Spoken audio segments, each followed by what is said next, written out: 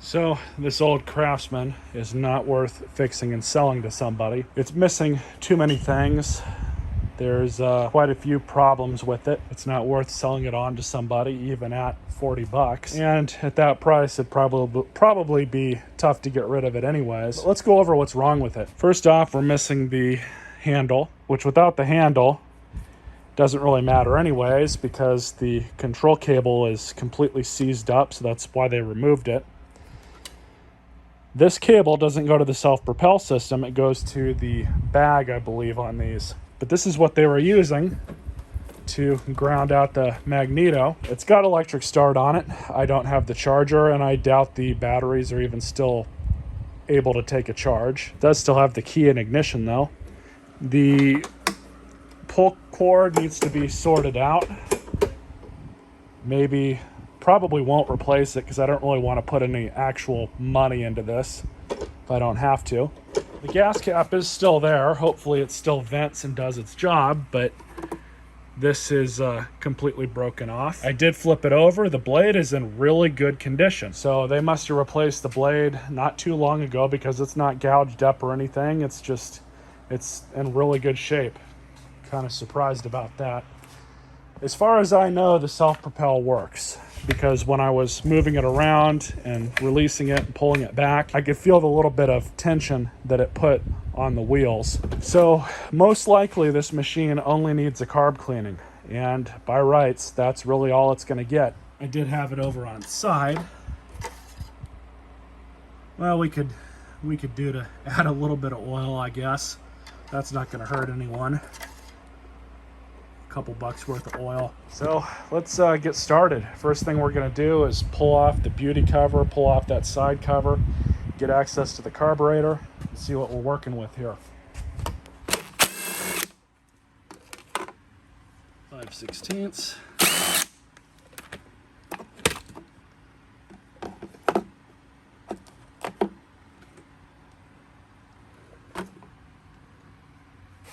That air filter's in really rough shape.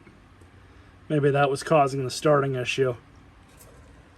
It's easy enough to pull the carbs on these, so I'm just going to do that anyways. So 3 5/16.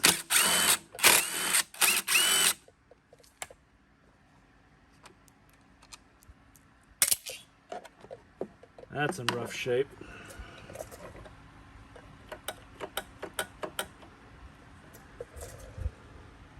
AutoChoke is working, so that's good. So is the governor linkage. So let's pull it off. There's only two 3/8 inch bolts. I also have to pull the fuel line off. I think this fuel clamp is broken because it's missing one of the little arms. So probably replace that.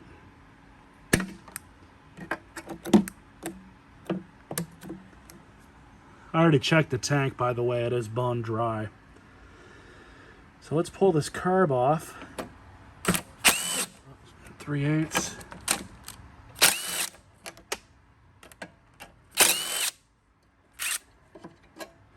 To the workbench. So this carburetor's about had it. I'm hoping that everything inside is in good enough condition. O-ring.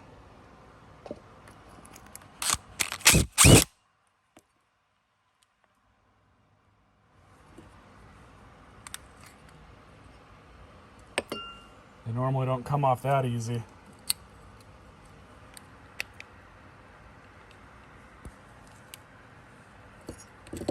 So, grab the bolt first. Small piece of wire.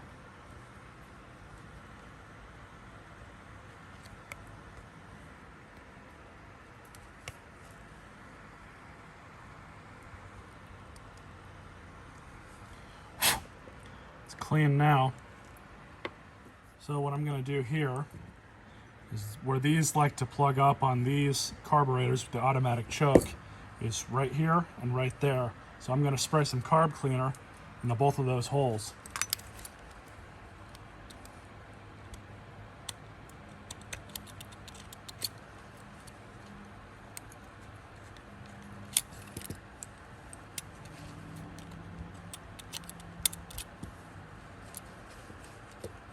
There we go.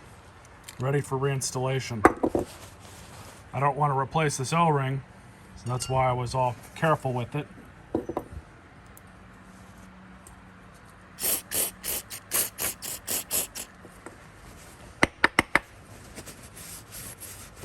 Of course, the gasket's still hanging around there for the jet, but that goes back on just fine. So the seat looks good. I shot a bunch of carb spray through here, shot some through the main jet, just pretty dirty, but this is a as I've said many times, this is a mower that's I'm not going to sell to somebody else. I'm just doing this just for the video.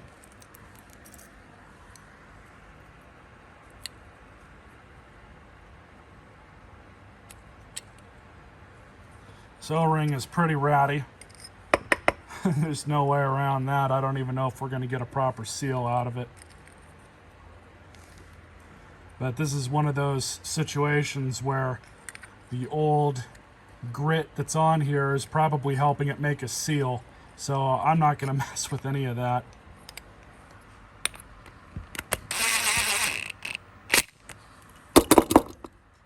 There we go.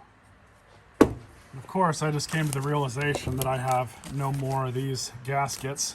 So I need to order some more. I had a bunch of the Chinese ones, but I guess I used them all. So here's the old O-ring. It goes right back on the intake throat and the carburetor.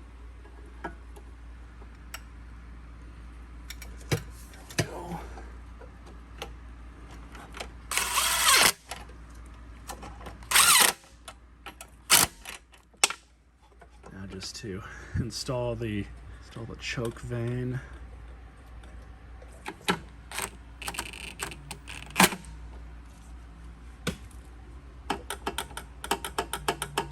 Fuel lines on. Just to install outside of the air box. So that's the old filter. Here's a good used one I just pulled out of the Horde. This is why I save old filters that are still decent, but I'll pull them off of a customer's mower. And I won't throw them away, but I'll give them a new filter. I do that specifically for projects like this. That way I don't have to waste new parts where I don't have to.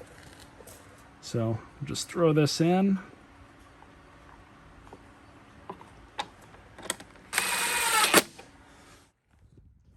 So I was just looking at it, and I was using this wrong.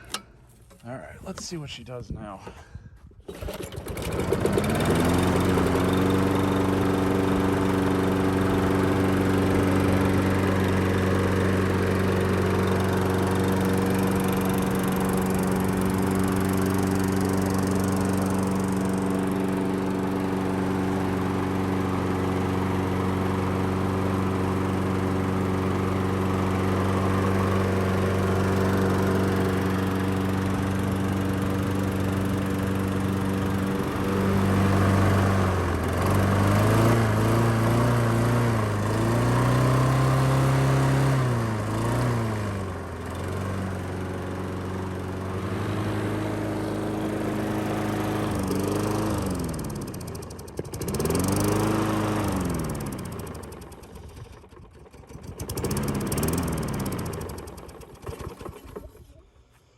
This thing is a piece of junk.